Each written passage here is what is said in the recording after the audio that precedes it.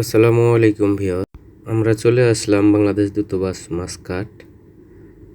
দেখেন, এটা হচ্ছে আমাদের বাংলাদেশ এমবাসি, যাকে বলা হয় বাংলাদেশ দূতাবাস।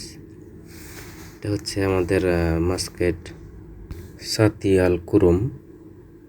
আপনারা যারা পাসপোর্ট বানাবেন এখানে চলে আসবেন, কিন্তু মনে রাখবেন সকাল 6টা 5টা সকাল আসতে হবে। এখানে আসলে আপনারা পাসপোর্টের জন্য এখানে আবেদন করতে পারবেন। যাই হোক, আমরা এখন পাসপোর্ট পেয়ে গেছি। আর আমরা একটু ব্যাক সাইডে যাব, সেখানে সমুদ্র আছে, আরও অনেক কিছু বসার জায়গা আছে। অনেক সৌন্দর্য জায়গাটা, বসার জন্য, খেলার জন্য। একটা শান্তির প্রবাহ বাতাস পরে আনন্দময় করে তুলবে।